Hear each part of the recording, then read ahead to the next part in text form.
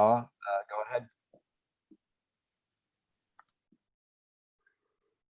I'll just say, I think we are actually 8 practices in. Got a chance to do some scrimmaging, some tackling, being a little bit more physical. We've got some of the typical bumps and bruises, but the good thing is it's starting to feel a little bit more like training camp, not like a typical training camp, of course, with our shortened time frame and the fact that our guys are in school. Typically, we're not in school during training camp,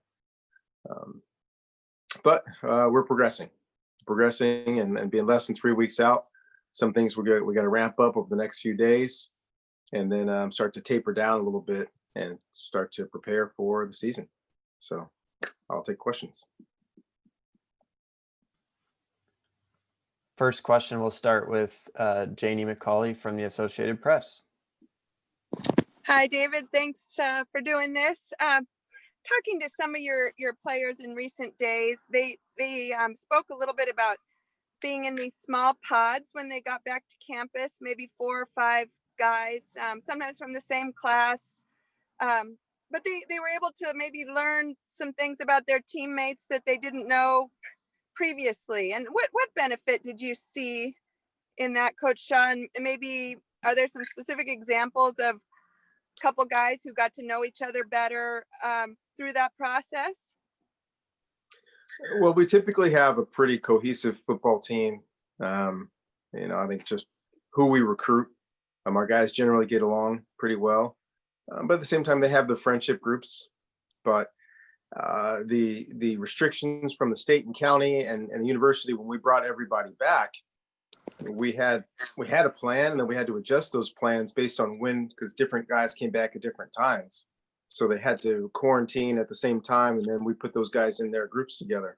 So some of them guys knew each other, but once they became a quote unquote pod, they had to train together. They had to eat together. So I think some guys on our team got a chance to know their teammates even better. I think initially it was a little disheartening to some of them, because usually by this time, especially juniors and seniors, hey, I want to lift with whomever I want to work out or run with this group, and then I want to eat breakfast or lunch with this group, and they weren't able to do that. So I think initially it was uncomfortable, and not necessarily uncomfortable, it's just not what they have chosen. But I think a lot of guys got to know each other, and I think in the long run it'll help us.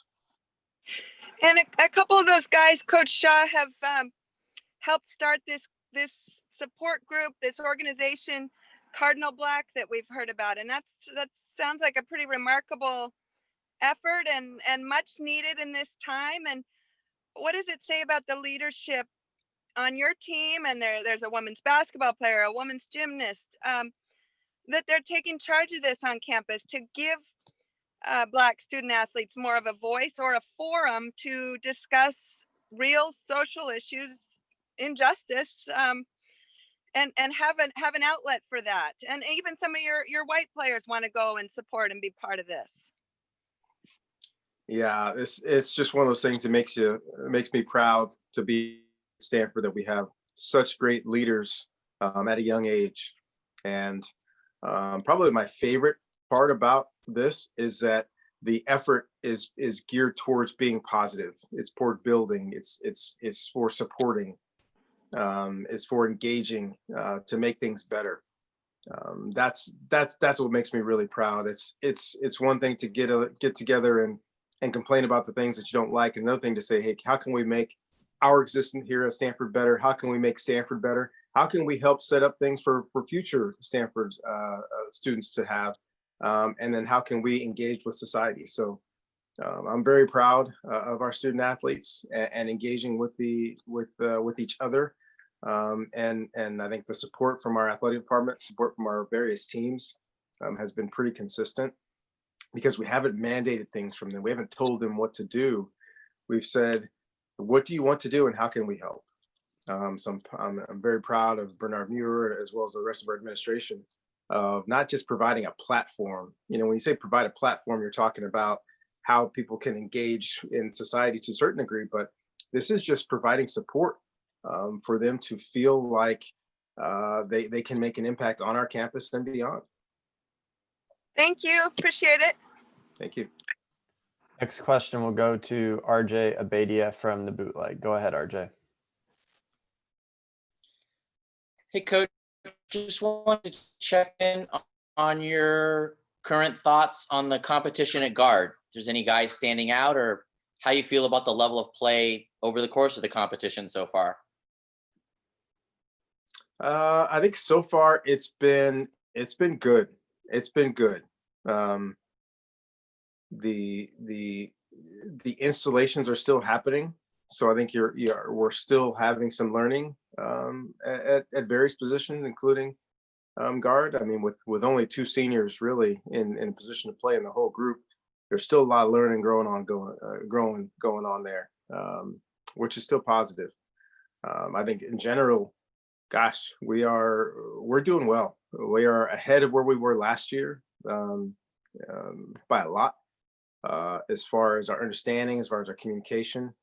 And I think it's also, making lemonades out of lemons, where we've had more meeting time since March than maybe any group in the history of sports, just because we've been meeting on Zoom and going through film and cut-ups and talking about footwork and talking about pass protection, and then doing a great job of focusing on what we want to run versus what we could run, and really streamlining what we do and how we do it. So I think our guys between the ears are better than we've been in a training camp. I think the growth and maturity of this year's sophomore class is significant, to really have multiple guys in a position to help us out, whether it's as a starter or as a guy that rotates in, or as someone in our big packages. We talk about those things we used to do with the 7-8 offensive linemen. So it looks like we have the capacity to have more than 5 guys ready, which will be a change from last year. And then just a quick follow-up on your best offensive lines, whether it was David DeCastro or David Bright. It seemed like there was that salty guy who kind of set the tone for the nastiness and the attitude that you kind of want to see your line to play with. Is there a guy standing out in that regard at that point, whether a young guy or a veteran? Well, I love where the whole group is right now. Drew Dahlman is the leader of the group, and he's really setting the tone in all facets. And I'm very proud of where he is, and he's continued to improve and push himself as well. But Drew's setting the tone, but the guys are really starting to gel, which is great. Thank you, Coach. Next, we'll go to Rusty Simmons with the Chronicle. Rusty, go ahead. Hi, Coach. I was going to ask about the Pac-12 announcement yesterday about protocol for postponement or cancellation. I'm sure you were involved in it. How closely did you follow it, and what do you think of overall what they decided? I think it makes a lot of sense. We looked at a lot of different possibilities. We looked at all those things that the conferences that are playing now, the rules that they're going by. We talked amongst ourselves, both as the head coaches, but then also on the COVID working group, what makes sense for us. I think leaving in that leeway to say you may have a position that's depleted, or your scholarships may be, your available scholarship players may be down, but you can still say, hey, but guys, we can play. So kind of having some rules and guidelines, and then also being able to communicate with the commissioner and say, because we all have non-scholarship players, and some of your non-scholarship players are ready to go and can go out there and play. So I think having some guidelines for saying, hey, my team can't field a competitive team, or it looks like we can't, but actually no, we can. So still giving us that out to communicate with the commissioner, and say by the numbers, it doesn't look like we should be able to, but based on the guys that we have, we can. So I think that helps give us some leeway and truly make an informed decision, but it'll be constant communication with athletic directors and the commissioner to truly decide if you're able to play. And at this point, honestly, all the work that's been put in particular by our student athletes, if we can play, we're going to try like crazy to play. We only have 7 games guaranteed. We'd hate to lose one, but if it's in the best if it's best for our student athletes not to participate, then we won't. But I think all of us are going to try to do everything we can to try to play. Without any bye weeks, I would assume that postponements would be played on Sundays and Mondays. Is that your understanding, or are there contingency plans to play other days if needed? I think that makes it really tough. I think it makes it really tough. That'll be up to the commissioner and the both universities involved to if you can push something a day, but now you're cutting into the preparation for the next week. So those are going to be very difficult conversations because we don't have a lot of leeway with only 7 weeks to play 7 games. Thank you. Next, we'll go to Jacob Rayburn. Jacob, go ahead. Hi, Coach. I have 2 questions about the outside backers. First, has Jordan Fox been available to practice yet in camp? And second, can you provide kind of a update on the progress of Andreas Fox, Toby Murrah, and Stephen Herron? Well, Jordan has started to ramp up.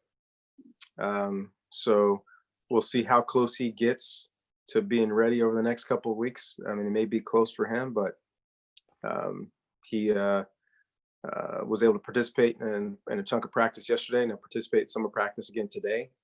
So we'll see where he is in a week and a half. And many of you that have been around here for a while know, like on game week, I won't play games with you. I'll tell you who's in and who's out and who's a maybe. But I won't until then. As far as the outside linebackers are concerned, we got a bunch of guys. There's a lot of bumps and bruises going on in that position. I think most guys have progressed beyond where they were last year. But we still have a ways to go out there. So we're working through a lot of stuff, but I'm pleased with where we are, knowing that we still have a much higher ceiling than where we are now. Next, let's go to Troy Clarity with the TreeCast. Troy, go ahead. Hey, Coach. 2 things. Number one, it's the age-old and famous question that always gets asked during training camp. Who's ahead right now, the defense or the offense?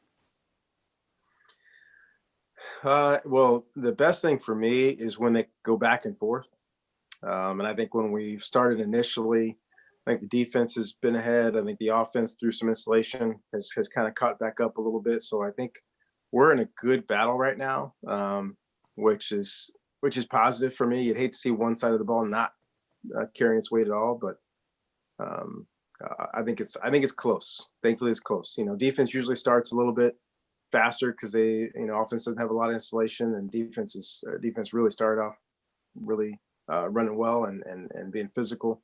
Offensively, I think they've caught up to a certain degree, but I think it's pretty even right now. All right, second thing, obviously with the November, December season in the Pac-12, and especially playing in the Pac-12 North, that potentially means that weather plays a larger factor potentially in things as the season goes along. How much attention has been paid to the factor that weather could play as you guys prepare for the season, more so this season than any other? Yeah, usually it's one of the things you look at when the schedule comes out is where are our road games and when are they? Right, playing in Washington in September is different than playing Washington in December, and especially with the 2 games that we have at Oregon and Washington, those are things that come into play. But it's also not. Don't anticipate snow. Snow is one of those things that really changes to me more so than rain. But anticipating that we'll get some rain there. We played through the rain before. The things you can do to prepare, but for us, it won't be that drastic of a change. We're going to try and do the things that we need to do, whatever that is. So we'll keep an eye on it, but we don't make any drastic changes for weather. Next, let's go to Jordan Stone from the Western Front. Jordan, go ahead. Hey, Coach. I'm a student here at Western Washington University, where you began your coaching career. I was wondering if you could tell me about maybe your favorite moment from your time there and why. Oh, it's hard to choose one. And I see behind you, you're a baseball fan. So I get to any of those minor league games up there and that they still have that stadium up there. But I used to love seeing those minor league guys come through. Gosh, people that don't visit the Northwest don't realize how absolutely beautiful it is from the late spring through the summer to the early fall, and to come in before training camp. And there are a couple places on campus where you can kind of overlook the water. It's just absolutely gorgeous and peaceful, and that great feeling of being in nature. That's one of those things I'll never forget. I think also the fact that we did have a lot of success there, made it to a national championship game, and the fact that we had so many guys that were really smart, right? Good students, good guys, and good football players. I want to say I was really spoiled my first 2 years coaching football, to really be up there and have success, yes, but have a great group of guys that I still hear from, a good handful of them this many years later. So it was a positive experience for me. I learned a lot about how to just learn how to work in this profession, and really grateful for my time there. Thanks, Coach. No problem. Next, let's go over to John Platts. John, go ahead.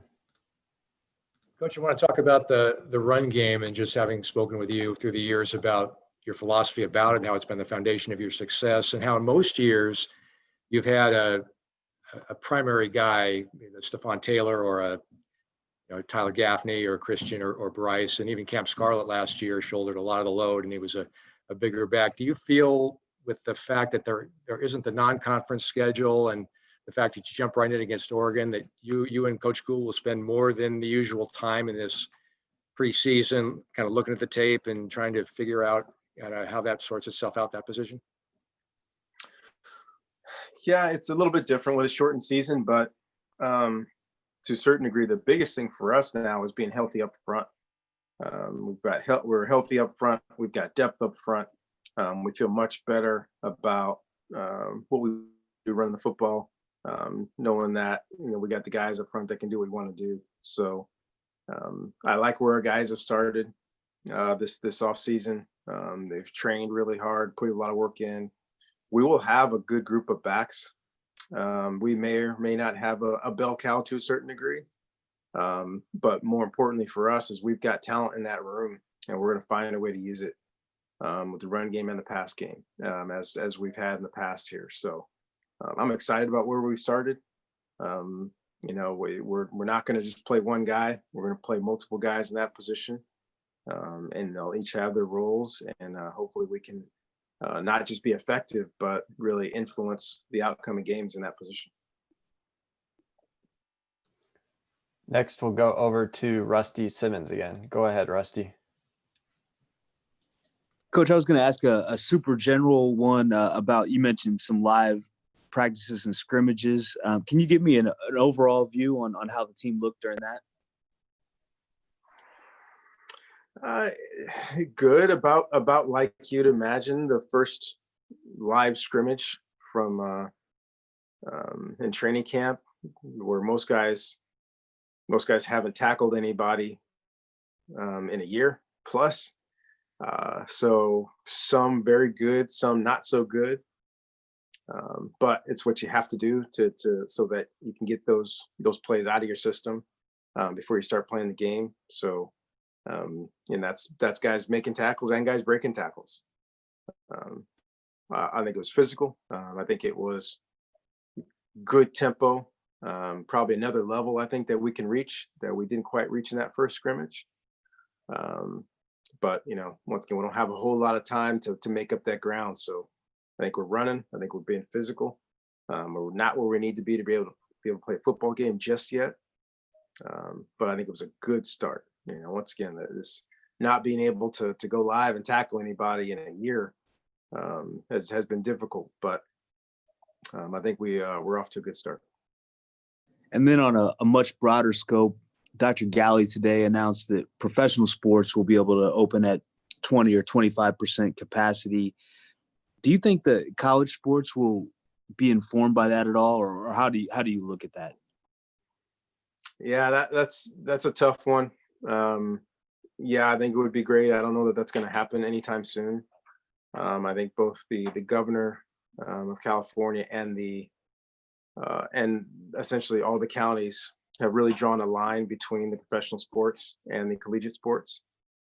So what applies to the NFL may not apply to us. I know our people will talk through that. Right now, we're not anticipating having people in the stands, especially in California, anybody in the stands. Some of our other places in our conference may or may not have family members, coaches' families, and student athletes' families. But I don't anticipate fans, and it would be a great change if we did add that as we get closer to the season or even in the season. But as of right now, I don't anticipate that. Right on. Much appreciated. Thank you. Next, we'll go back to RJ Abadia. Go ahead, RJ. Coach, I think there's as much excitement for the wide receiver group at Stanford as maybe there's ever been. I mean, I would defer to you on that for sure, but is the reality living up to the hype so far based on what you've seen from those guys? Yes, I honestly believe so.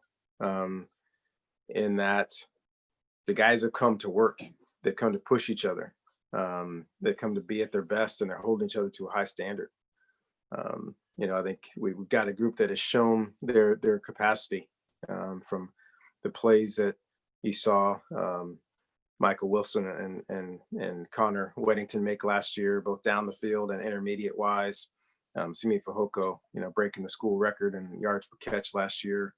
But the entire group really seeing themselves as a group and being able to work together. And especially in this shortened season, this shortened off season, not feeling like, no receiver should have to play 70 plays in a game. We should have a good rotation, keep everybody fresh. It's got a chance to be an exciting group, and as exciting as I am about anything right now, I think our guys have also taken the mantra of being complete receivers and really working on blocking down the field, knowing that they're a big part of our running game getting back to where it was. We've shown them all those explosive runs through the years here, and there's always a key receiver making a big block down the field. So I think our guys want to be those guys. They don't just want to, be the guys that catch touchdown passes. They want to be guys that spring touchdown runs.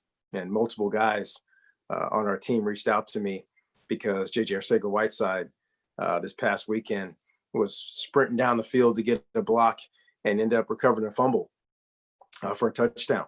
And just another example of why being unselfish and working hard sometimes team, and sometimes it pays off for you individually as well. So the guys were fired up about that was JJ was one of those guys that led us, he and Trent Irwin, being great down the field blockers and being unselfish and being great leaders. And that's what our guys want to be. And then just one quick follow-up. John Humphreys is and was certainly one of the headliners of your class. How is he looking so far to you? And even in a crowded room, how competitive do you expect him to be over the course of the season? I expect him to be competitive. I was teasing him the other day. We put in our red zone stuff, and I said, well, he was kind of surprised. I knew the number. It was 78 touchdowns down there, the California leader. But he's got a lot to learn. He's very talented. I think he's going to have a very, very bright future here at Stanford. But he's going to be pushing to get on the field. There's no question about it. I think our freshman class is great, and it's great that this year doesn't count, so we don't have to worry about 4 games, all that stuff. But he's definitely one of those guys going to push his way to get on the field. Next, we'll go to Daniel Martinez-Crams with the Stanford Daily. Go ahead, Daniel.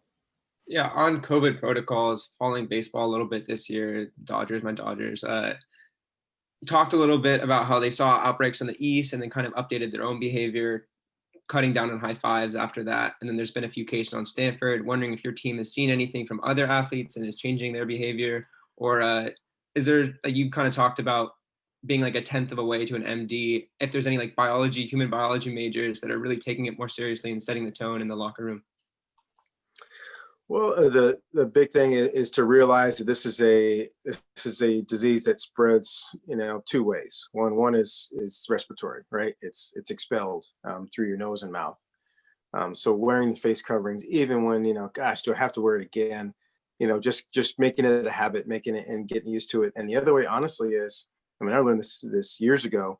I can't remember the number, but the number of times that an average number of times a human being puts their hand in their mouth, in and around their mouth, is shocking and jarring. So using hand sanitizers and washing your hand sanitizers and washing your hands frequently and wearing face coverings are really, really big. And now the fact that we're testing a lot.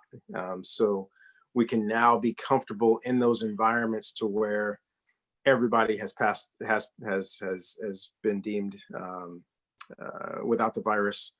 So in this unique area, we can block and tackle and play football and do all those normal things, and still drawing the line to say, okay, once we're done with practice, now we need to re-engage with society with those same stringent rules, and not say, well, I tested and I might pass those tests and I'm great now. Once you leave this secluded area, you still have to follow all those protocols. So it's really understanding that, the gravity of being in a pandemic. I read something the other day that said that one of the biggest causes for the new flare-ups around the country, they're just calling it COVID fatigue. It's just, okay, I know what I'm supposed to do, but I'm just tired of doing it, and that's the hard part, is for us being able to say, we have a limited time. We've got less than 3 months now to have a chance to play in this season. So we can be uncomfortable. We can be more restrained than usual. We have to show greater self-discipline than usual, but it's for a short period of time, and it's worth it. So that's the biggest thing, is still realizing that or learning from other people's mistakes, but realizing too that these rules are put in place for a reason, and we're going to have to live with them in order to do what we want to do. Have time for one last question. We'll go to Janie McCauley. Janie, go ahead. David, one thing that Thomas said about being in the small pod when he came back to campus, he learned that Houston carried rocks in his backpack to do his training at some point. Are there other ways that Houston has trained, worked out? Are there some other maybe examples you have of players who either trained in a unique or different way, or even did their studies, had to find a creative way to do their studies and get that stuff done? And what kind of example is that from Houston to, get his work in? And that doesn't surprise me. Houston's one of those guys that finds a way to do whatever he needs to do. But over the summer in particular, when guys weren't here, I heard stories from those guys that are taking classes. The Wi-Fi wasn't great in one location, so they had to drive, half hour, 45 minutes to go someplace else to take their classes, or to do their football meetings. So all football meetings were over Zoom, to guys that didn't have access to a weight room. So we sent them kind of a list of affordable things that they could get at Home Depot, et cetera, to try to make sure they can still train their bodies for the sport. To guys going to somebody else's backyard, or to driving, to the next city to find an open field to run.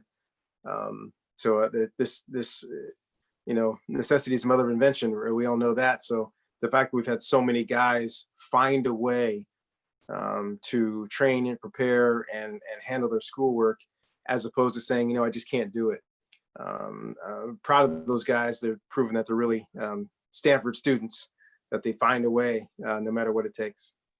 What can we get at Home Depot, David? Are these trade secrets, or can you tell us what we can get at Home Depot when resistance bands and weights are hard to come by sometimes these days during the pandemic? There's a list. I don't have it in front of me, but there are just different things with PCB pipes and all those things that you can put together with something else to make, whether it's something to use as a pull-up bar or as a bench, or as something to do curls with. So yeah, there are a lot of those things that I think our guys have done a great job with. Thank you. Thank you.